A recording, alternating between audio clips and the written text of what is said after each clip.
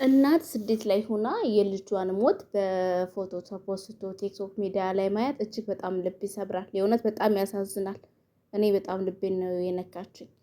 እነ ሳርዬ በዚሁ አጋጣሚ ፈጣሪ ይስጣቸውና የተለያዩ ርብርቦችን እያደረጉላት ነው። ራሷ የራሷን አካውንት እዛ ስትሄድ ደግሞ ትነግራቸዋለች። እኛ ይሄንን ብቻ አዋተን እንልካታለን ማለት ነው። ምክንያቱም ለአንዳንድ ነገር ግን እናንተም አሁን እሷ ታወራችኋለች።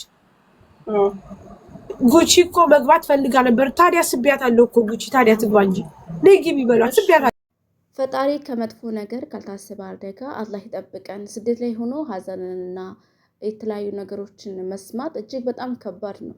ሞት ለሰው ልጅ የማይቀር ነገር ቢሆንም ስደት ላይ ሆኖ እናት የልጇን ሞት ሚዲያ ላይ ተፖስቶ ማየት እጅግ በጣም እኔ እንዴት ብዬ ለመግለጽ አሰቃቂና አዘግናኝ ነገር ስለሆነ ፈጣሪ መጽናናቱን ይስጣት።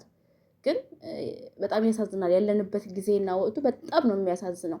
አንዳንድ ሰው ሰርግ ወይም ደስታ ቢሆን ኦኬ፣ እንደው ሞቱም ላይና ሀዘን ላይ ችግር ላይ ስንሆን ምን አለበት ፎቶ እየቀረጽባን ፖስት ማለት አንድ ሰው በውስጡ ምን እንዳለበት አይታወቅም። በተለይ ስደት ላይ ስንኖር ማዳም ቤት የምንኖር ሰዎች ራሳችንን ቼክ አናደርግም። ሱካር፣ ግፊት፣ የተለያዩ ነገሮች ይኖሩብን ይችላሉ።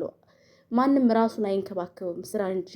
በዚህ አጋጣሚ እናት ይሄን አይታ ድንገት ፌንት ብትበላ ሞት በቃ አንድ ጊዜ ልጁ ሙቷል አይመለስም። ግን እሷ ደግሞ ሁለተኛ ሞት በጣም ያማል፣ እጅግ በጣም ይሰቀጥጣል። እውነት ለመናገር ሞት የማንናችንን መንበር ማንኳኳቱ አይቀርም። ሁላችንም እንሄዳለን። ስለዚህ እዛ ቤት የገባው እኛም ቤት መግባቱ አይቀርምና ብንተዛዘን ለሰው ልጅ ቢያንስ ማሰብ። አሁን ይሄንን ፎቶ የሚፖስተው እርግጠኛ ነኝ ሀገር ሰው የአካባቢ ሰው የሚያውቅ ነው። እናቱ ስደት ዓለም ላይ እንደሆነች የማያውቅ የለም። እውነት ለመናገር የማያውቅ ሰው አያደርገውም፣ የሚያውቅ ሰው ነው። ምን ይጠቀማሉ? ምን እንጃ። በቃ ሰው ይሄን ያክል ረክሰናል፣ ይሄን ያክል ክፋተኛች ነን፣ ይሄን ያክል የማሰብ ችሎታችን በጣም ወርዷል።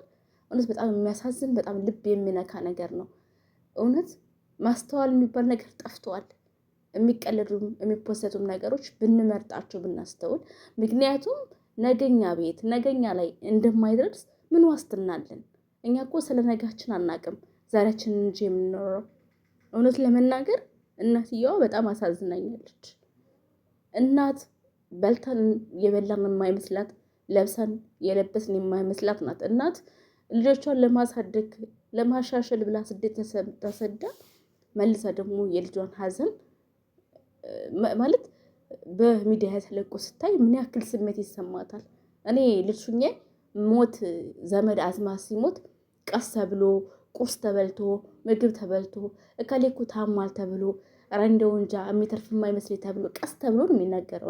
እኔ ባደግኩበት ማህበረሰብና እኔ በነበርኩበት ሰዓት። አሁን ግን በጣም ያሳዝናል፣ በጣም ያሳፍራል።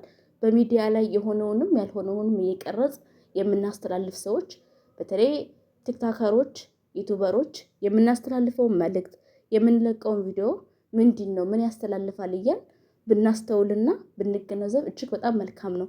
ምክንያቱም ለራሳችንም ዋጋ ያስከፍላል፣ የሰዎችንም ህይወት ያበላሻል፣ ለትውልድም ጥሩ አይደለም። እውነት ለመናገር እጅግ በጣም አሰቃቂ ነገር ነው።